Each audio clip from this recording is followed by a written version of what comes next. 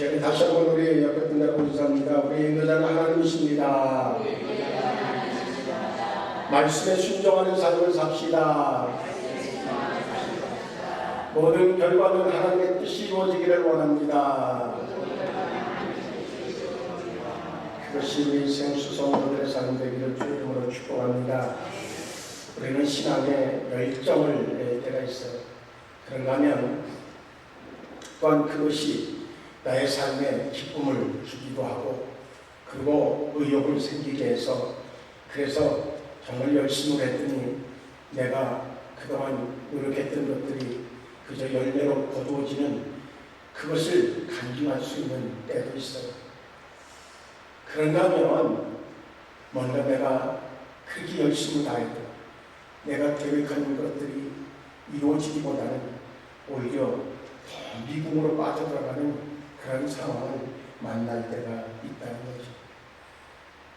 사업이 어려워지고 건강이 무너지고, 그리고 가정에 문제가 생기고 기도에도 응답이 없고 뭐 그래지는 상황, 그것을 맞이할 때가 있단 말이죠. 그럴 때에 우리는 하나님 앞에 이렇게 기도할 수 있어요. 하나님, 왜 이러시는 겁니까? 왜 이러시는 겁니까? 그 상황을 가르쳐서 우리는 성경을 통해서 광야를 만난 삶의 모습으로 표현할 수 있습니다. 이스라엘 백성들이 이제 출애굽을 하고 그러고 난 이후에 그들은 가나안 땅이라고 하는 그 기대감 속에서, 하나님이 만들어 놓으신 그 땅에 대한 기대감 속에서 그 출애굽의 여정을, 그런데 출발하면서 하나님이 보여주셨던 놀라운 10가지 재앙을 통해서 주시는 것과, 또한 하나님께서 신의 역사하셔서 이루어내는 그런 후회의 갈라짐의 사건들, 이 모든 과정들을 통해서 그들은 어떤 기대가 있느냐면, 이제 됐다. 이제 뭔가 시온의 대박이 열릴 것 같은 그러한 기대감 속에서 그들은 어쩌면 그 순간만큼은 뭐 내일 먹을 것이 없어도 아무 걱정 없고, 왜?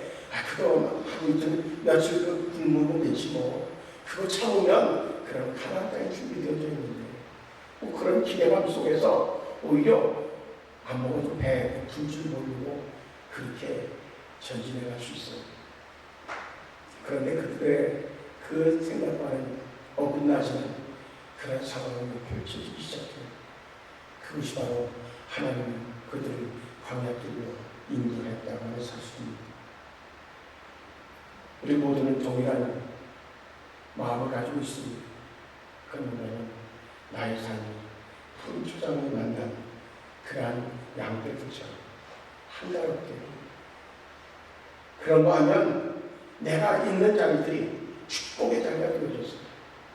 뭔가 안 되는 것들이 내가 가면 복으로 바뀌어지는 놀라운 은혜가 임하는 그런 삶에 대한 기대감은 이번에 다 가지고 있단 말이죠. 제가 어느 커피 마시다가 어느 가게에 갔을 때에 이런 얘기를 하면 괜히 속으로 내가 누군데 이런 생각을 가질 때가 있어요.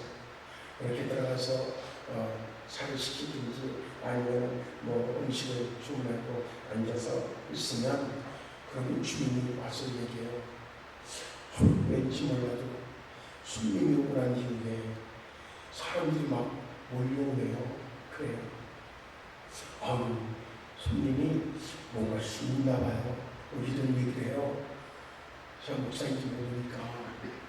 그런데 이제 내가 이제 목사인지 아는 데를 가면 봐봐요. 목사님 오시니까 손님들이 하도 그 오전에는 사람 없어가지고 안 와가지고 그래갖고 졸고 앉았었는데 목사님 오시고 나서 저번에 한명 또 뒤에 오잖아요. 그러면요 속으로 그래요. 내가 누군데 그래서 좀 하나님을 좀 제발 좀 살려주시네. 그래요.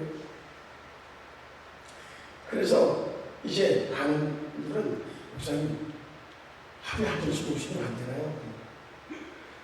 우리 잘하는 왕 목사님 자녀가 여기 테라파트를 해서 우리 가봤었잖아요.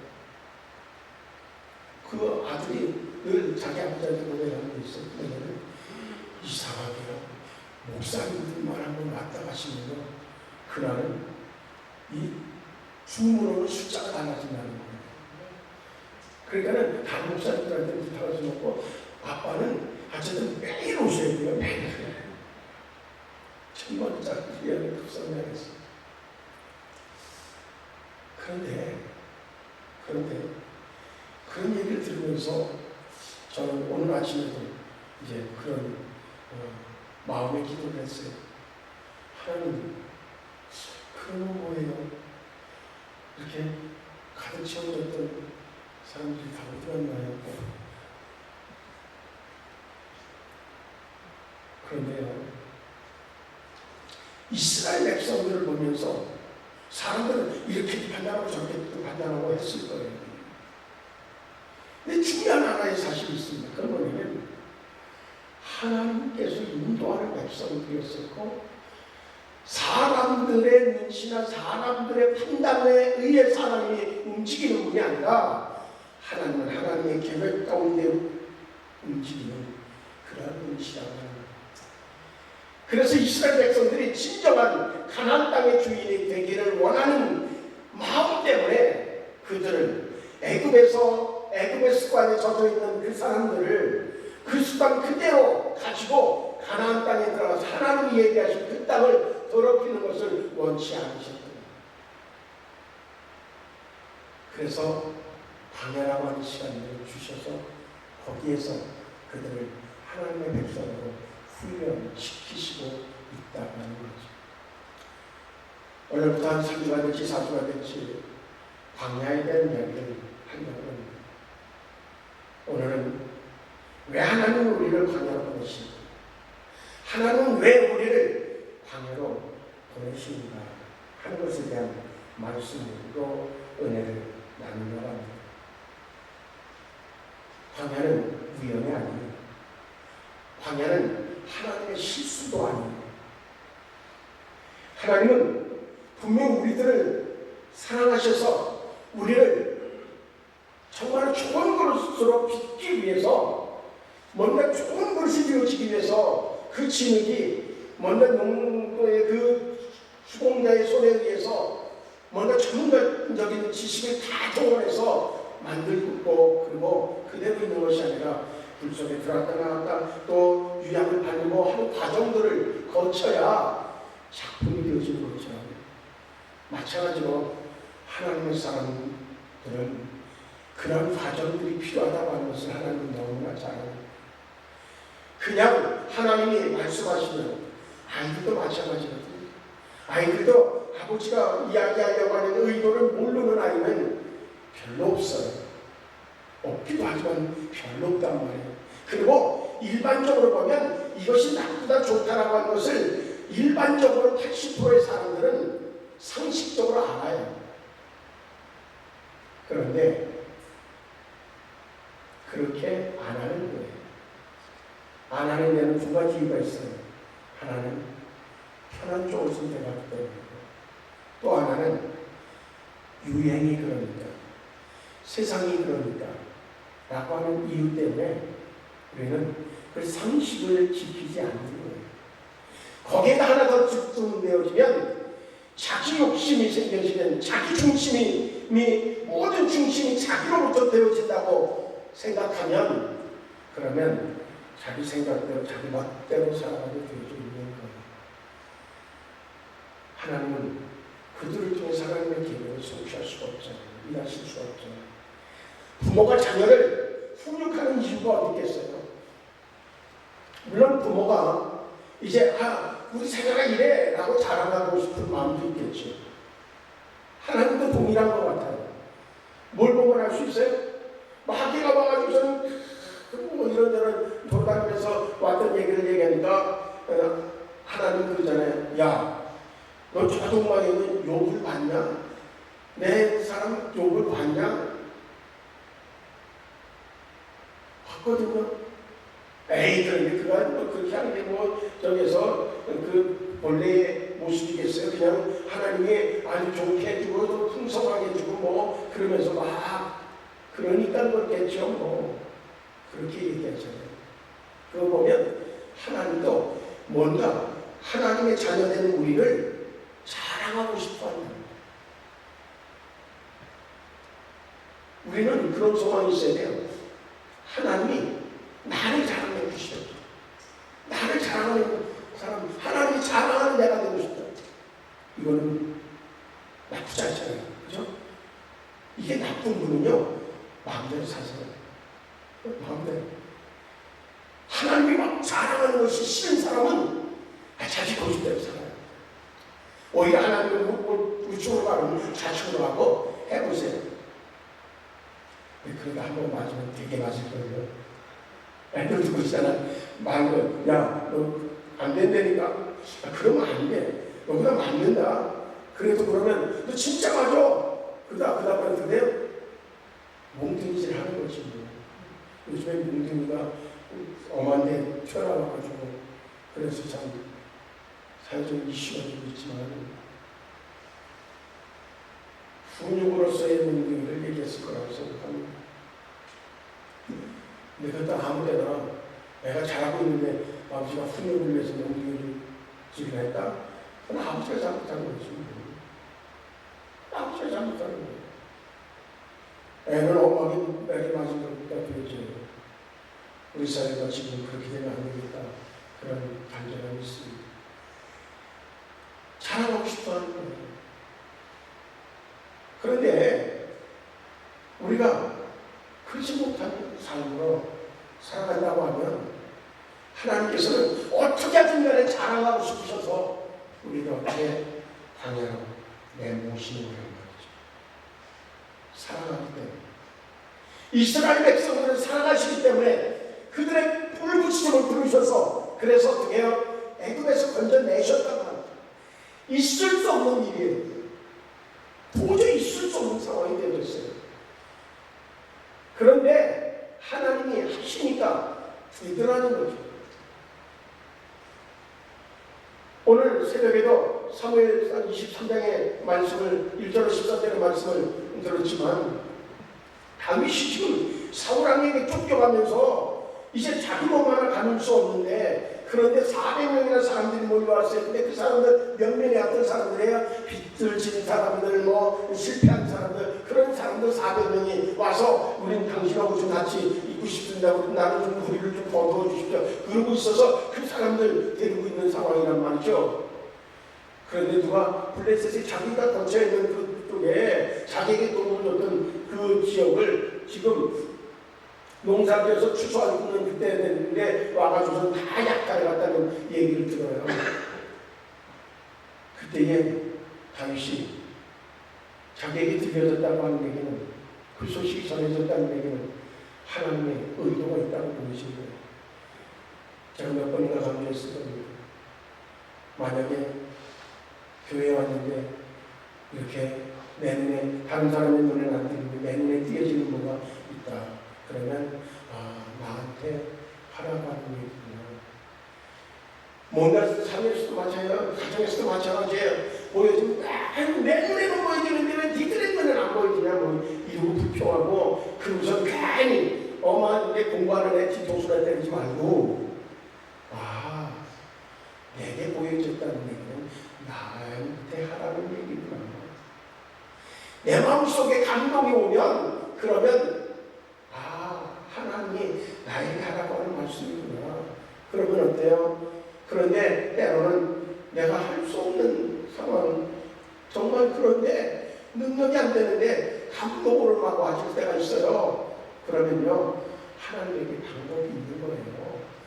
그것을 감당하면 그러면 어때요? 하나님께서 그냥 일시키는 분이 아니라고 말이죠. 이스라엘 백성들을 가나안이라고 하는 땅을 지금 준비해 놓고 있는데 적과 꿀이 흐르는 땅 그렇게 표현하잖아요. 그런데 애굽에서의 생활하던 그들을 그대로 들여보낼 수가 없었단 말이죠. 왜? 땅만 버릴 수 있으니까. 거기에서 이제 또 자기들 잘한다고 서로 물고 뜯고 할 때 뻔하니까 잘 사는 게 복일 때도 있지만 복이 아닐 때가 있어요. 못 살 때는 그저 콩 한 쪽이라도 나눠 먹는데 그게 막 한 자루가 되어지면 오히려 더 넉넉해서 누가 먹든 상관없을 것 같은데 그거 자기에게다 독차지하려고 거기에 산쪽이라도 누가 가져가면 그거 빠지면 한 자루가 빠지는 쪽에서 모자라게 되니까 부족한 부분이 되니까 그거 뺏으려고 몸부림치는 게 사람이란 말이죠. 그게 불보듯 뻔하니까 하나님은 때로는 밀어놓을 수밖에, 아무리 몸부림치고 아무리 쌈방울 다 해도 안 될 수밖에 없는 그런 상황으로 내놓는단 말이죠. 그게 뭐예요? 그게 광야인 거예요. 그게 광야. 잘될 것 같은데, 잘 되었던 것인데, 그런데 오늘 갑자기 찾아온 재앙이 그렇게 피땀 흘려 모은 것을 한꺼번에 다 쓸어간다. 건강 생각해서 오늘 아침에도 교회 가보니까는 이어폰 끼고서 그리고서 아주 그냥 그 스포티하게 입고 그리고 추리닝 입고 그래서 운동하는 분들 많던데, 그런데 어느 날 갑자기 이상해서 그래서 병원에 갔더니 암입니다. 그런단 말이죠.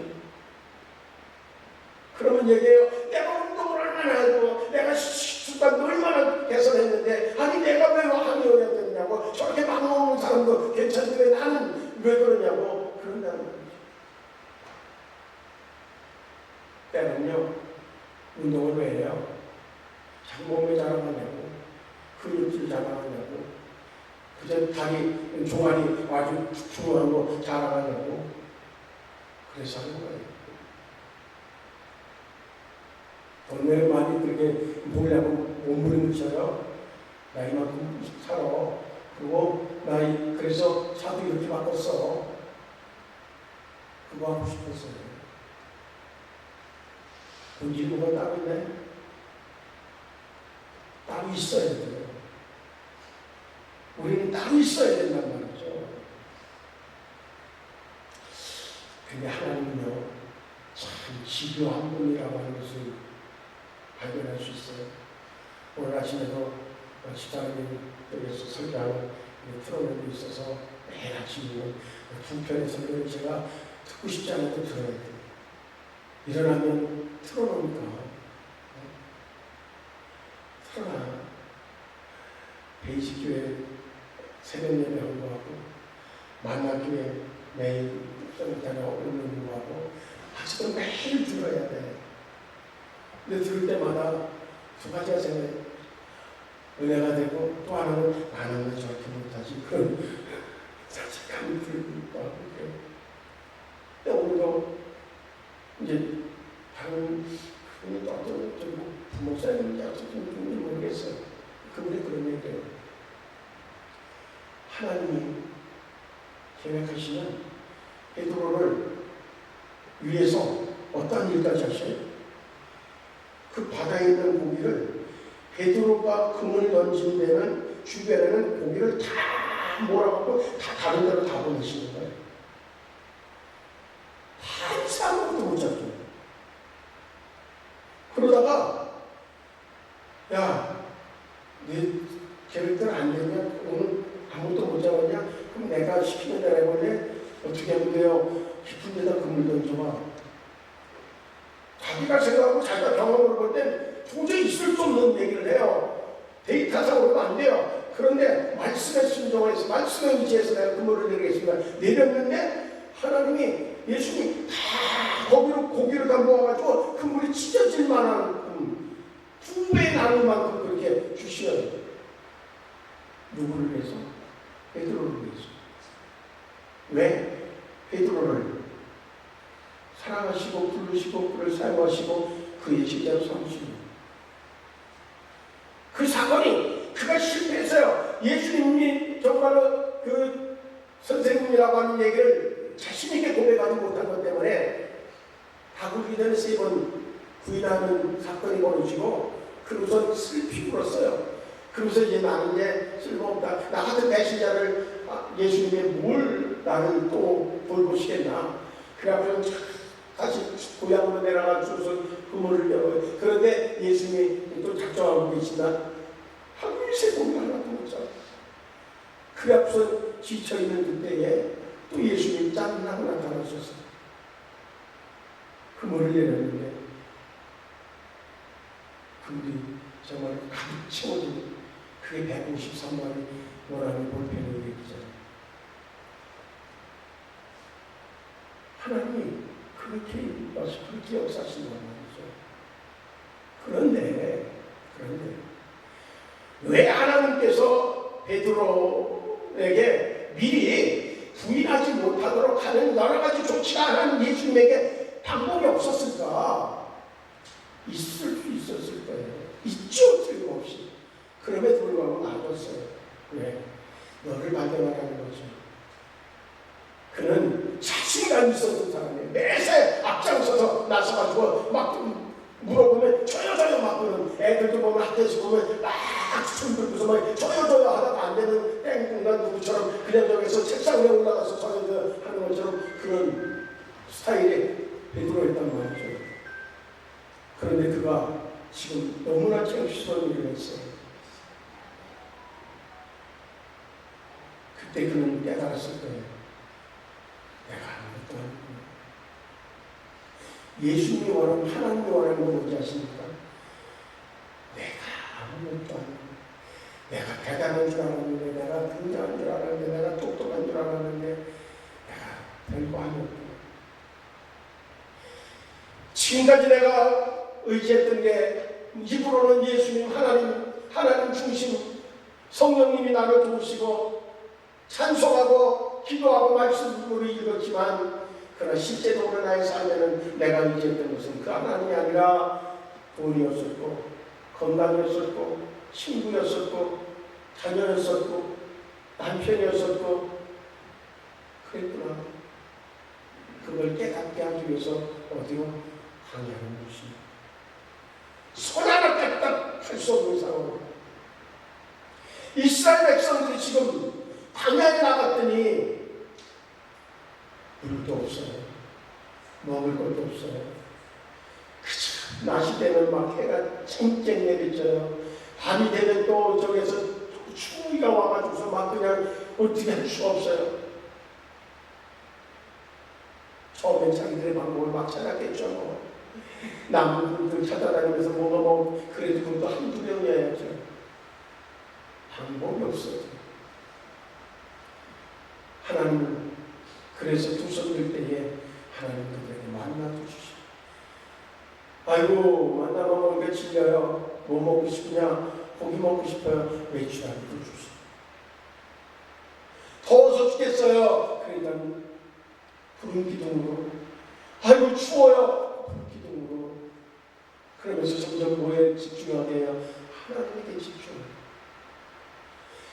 광야에서 그들에게 얻어지는 것은 유일하게 그들에게 남은 건 뭐예요? 하나님만 남게 되어집니다. 이게 은혜예요. 이게 은혜예요. 우리의 삶 가운데 오직 하나님이 나의 삶의 중심이 되어지는 것으로 남기만 하면 그때부터는 하나님께서 놀라운 하나님의 계획을 우리의 삶을 통해서 이루어 가실 줄로 분명히 믿습니다. 놀라운 하나님의 역사가 있잖아요. 우리가요, 하나님, 내가 편안한 가운데서도요, 하나님이 말씀하시면요, 내가 다 듣고요, 다 따라할게요. 거짓말이에요. 사람은요, 저를 어떠서 못할게요. 쉬지 말고 기도할게요. 힘들어야 기도해요. 그렇죠? 힘들어야 기도 안 됩니다. 사람은요, 무너져야 하나님을 찾아요. 막다른 길에 서봐야 하나님을 찾기 시작한단 말이죠. 그래서 하나님은 어때요? 때때로 우리를 광야로 내모십니다.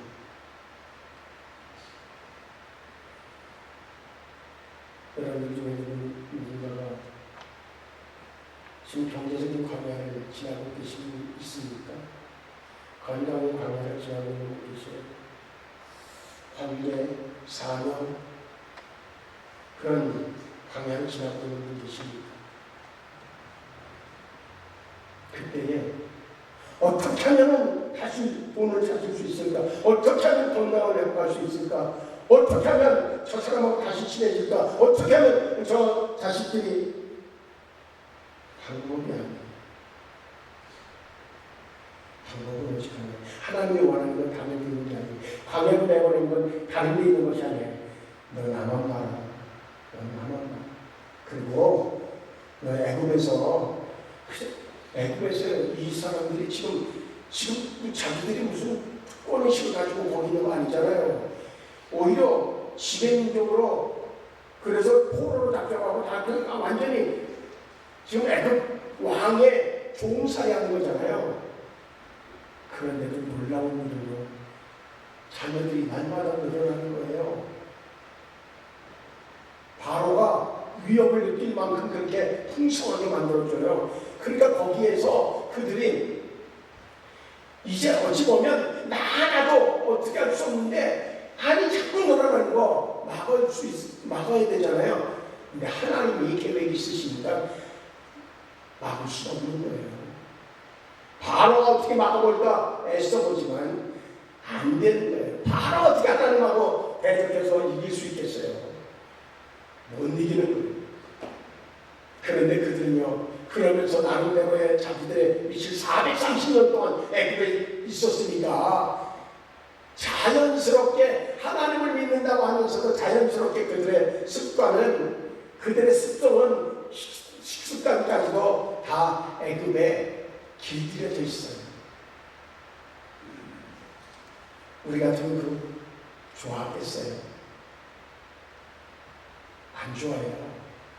하나님이 그것을 싫어하셔요. 그러니까 하나님의 계획하신 것을 위해서 어때요? 돈을 의지하는 것, 사람을 의지하는 것, 경험을 의지하는 것, 능력을 의지하는 것, 이거를 싹 무너뜨리기 위해서 광야로 몰고 괴롭히기 시작했어요. 그리고 결국 하나님을 바라보게 하시고, 그리고 매 순간순간마다 하나님이 누구인가를 보여주는 사건들을 일으켜 세우셨어요.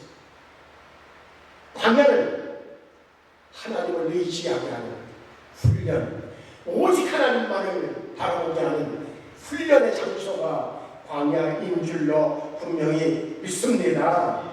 오늘 본문에 그래서 그렇게 말씀하고 있잖아요. 오늘 1장 2절에 보면 광야를 걷게 하신 것은 기억하라 그러면서 이는 너를 낮추시며, 그 다음에 뭐라고 해요? 너를 시험하사 내 마음이 어떠한지 그 명령을 지키는지 지키지 않는지 알려 하시고, 하나님이 지금 시험하시는 거랍니다. 내가 하나님의 말씀을 지키는지 안 지키는지를 시험해 보시겠다는 거죠. 그 다음에 3절의 말씀 보면 뭐라고 해? 너를 낮추시며 너를 줄이게 하시며 또 너도 알지 못하며 네 조상들도 알지 못하던 만나를 내게 먹이신 것은, 그 다음에 뭐예요? 사람이 떡으로만 사는 것이 아니요 여호와의 입에서 나오는 모든 말씀으로 사는 줄을 내가 알게 하려 하십니다. 그렇게 말씀합니다. 뭔가 줄이게 하신 것도 하나님의 계획이라는 거예요. 분명히 하나님은 그들을 숨겨서 죽이지 않으셨어요. 그들에게 만나러 주셨어요. 니들을 힘으로 안 되지? 나는 할 수 있어. 그러면 어떻게 돼? 넌 누구 편이어야 돼? 내 편이어야지 살지. 이건 깨달으면 은혜인 줄로 믿습니다. 우리 옆에 분들하고 이렇게 얘기해봐요. 우리 깨닫는 은혜 받읍시다. 그리고 또 이렇게 얘기해요. 백날 깨달으면 뭐예요? 행하지 않으면 소용없어요. 그렇게 얘기해줘요. 옆에서. 백날 깨달으기만 하면 뭐예요? 행하지 않으면 소용없어요. 지금 한 분이 고개를 봐 거기서 끄덕끄덕 하는데 앞에 분을 위해서도 말이에요. 앞에 분 사람 앞에서 마치 그 깨달으면 뭐예요? 좀 바꿔줘요. 광야의 좀 낮추시는 교만했던 것, 하나님 없이도 된다고 생각했던 것, 그거 낮추는 것. 광야에서는 자존심을 때려요. 어느 정도까지는 자존심이 세워요. 그 이상으로 나가고 자존심이 깨지게 되어져 있어요. 자기 확신도 깨지게 되어져 있어요. 자기 중심도 무너지게 되어져 있어요. 사람에게 굴종하지 말고 하나님 앞에 순종하는 자가 되시다. 요즘 사회는요, 자기 몫을 살아가기 위해서 사람에게 굴종하는, 참 보면 텔레비를 보면 아유 저렇게 살아서 뭐하지? 저렇게 살면서 좋은 집, 큰 넓은 집 살고 저렇게 살면서 무슨 저기에서 계급장 가고 장관 되고 저것처럼 뭐해? 야, 우리는 그러지 마자. 사람에게 굴종하지 말고 하나님 앞에 순종하는 자가 되어지고, 사람에게는 굴종하지 말고 섬기는 자가 되어야 돼. 달라요. 다르단 말이에요. 누군가가 얘기해요. 하나님을 사용하시기 전에 반드시 낮추신다. 모세도 애굽 왕궁에서 40년, 그런가 하면 광야에서 목자로 40년을 살면서 철저하게 낮추게 하시고 그 다음에 이스라엘의 지도자로 삼으셨어요. 다윗도 마찬가지예요. 엘리야도 마찬가지예요. 나도 마찬가지예요. 그때에 우리는 낮아지기만 하는 것이 아니라 말씀을 먹어야 돼요. 말씀. 네? 오늘 본문에 말씀하고 있잖아요. 분명한 것을 만나 주시면서 사람이 떡으로만 살 것이 아니라 여호와의 입에서 나오는 모든 말씀으로 사는 줄 내가 알게 하려 하시니라. 그렇게 말씀해요. 그러면 광야에서 충분하게 가나안 땅의 주인이 되어도 무방하다고 생각할 그때에 하나님은 그들을 가나안 땅으로 인도하셨어요. 그런데 참 안타까운 일이 뭐냐면 출애굽한 사람들의 대다수가 다 광야에서 죽고 두 사람만 살아남았어요. 누구 두 사람이? 모세와 갈렙 두 사람만 살아남고 나머지는 다 죽고, 그리고 새롭게 되어지는 사람들, 그 광야 속에서 말씀을 먹으면서 가는 그들을 가나안 땅에 주인으로서 만드셨어요. 그렇게 훈련받아서 되어 가나안 땅에 들어가서 또 딴짓도 하는데 그게 사람이에요. 그러니까 끊임없이 광야가 올 수밖에 없는 거예요. 하나님은 왜 우리를 광야로 보내실까? 답은 어디서 있나요? 우리 스스로가 광야를 가고 우리 스스로가 광야의 깨달음을 하나님 광야가 필요 없는 일로 생각하실 정도로 아주 현명한 분이 하나님이십니다. 이제 우리를 맞추시기 원하시는 그 하나님의 의도대로 이 한 주 안을 살아가면서도 철저하게 하나님 말고 다른 어떤 것들도 우리에게 하나님을 앞서갈 수 있는 것으로 존재하는 것만큼은 철저하게 용서할 수 없을 만큼 다 걷어내고 오직 하나님만 남게하고 그 하나님과 동행하는 이 한 주간의 삶이 되기를 주의 이름으로 축복합니다. 할렐루야. 기도하시겠습니다. 좋으신 하나님, 광야를 왜 주셨는지 알았습니다. 광야를 만났을 때 그저 불평하고 원망하고 좌절하고 그것이 우리의 삶이었다고 하면 이제 그 안에서 오히려 기뻐할 수 있습니다. 그 안에서 오히려 소망을 가질 수 있습니다.